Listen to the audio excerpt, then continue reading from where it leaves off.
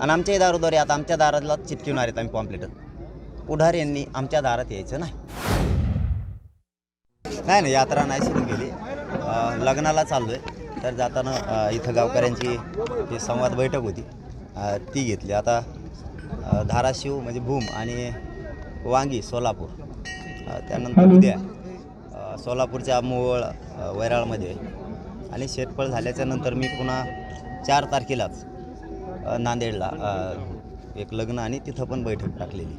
त्याच्यानंतर पुन्हा 5ला बीडच्या तांदळा गावात फडणवीस साहेबांच्या मनात मराठ्यांविषयी द्वेष भरायला आत्ता बाहेर निघाला. चेहरा मराठ्यांना दिसत होता चांगला, परंतु ज्यावेळेस आपल्याकडून काही बोलण्यात गेलं त्यावेळेस समोरून पोटातलं बाहेर निघालं मराठ्यांविषयीचा द्वेष, आणि ते काढणं गरजेचं होतं. आणि त्यांनी आता बोर्ड काढायला चालू केले मराठ्यांचे. मराठे बघतात 8-9 तारखेपर्यंत आम्ही शांततेत बघणार आहे काय करतात काय नाही करत. आमचं एक शांत चित्तानं बघणं चालू आहे. शेवटी त्यांना जे करायचं ते करायचं असेल तर तिथं मराठ्यांचा नाविलाज आहे आणि आमचं बी काय सहन करण्याच्या आम्हाला पण मर्यादा आहेत. ते जर आता जाणून बुजून ते करायलाच लागलेत तर उद्या त्यांनाही त्याच गावात पॉम्पलेट चिटकायचे आहेत आमच्याच भिंतीला. आणि आमच्याही दारोद्वारे आता आमच्या दाराला चिटकवणार आहेत आम्ही पॉम्पलेट.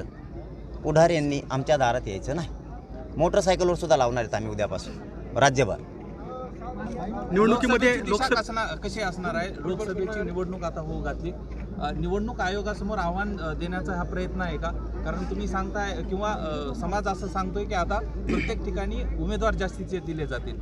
नाही याला त्यामुळं निवडणूक थांबलीही जाऊ शकते महाराष्ट्रातली. याला आव्हान नाही म्हणता येणार. याला आव्हान नाही म्हणता येणार आणि जबाबदारी बी नाही म्हणता येणार. तो अधिकार आहे, प्रत्येकाला अधिकार आहेत. मग हेतू काय मग याचा?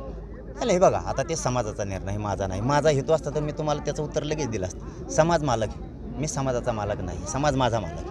त्यामुळे समाजाने ठरवलंय हेतू असू शकतो, मला अधिकार आहे. ओबीसी आरक्षणातून आजही तुम्ही ठाम आहात, कारण तुम्ही आता तुमच्या भाषणात देखील सांगितलेलं आहे. काय आता राज्य सरकारला पुन्हा एकदा सांगतो?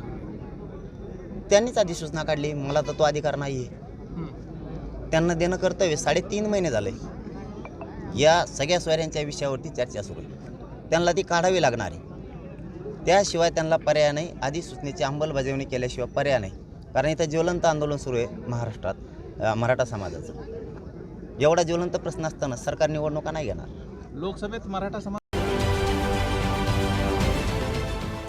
देश विदेशातील प्रत्येक घडामोडींचे लाईव्ह अपडेट मिळवण्यासाठी आता साम टीव्हीच्या सर्व सोशल मीडिया प्लॅटफॉर्मला लाईक, फॉलो आणि सबस्क्राईब करा.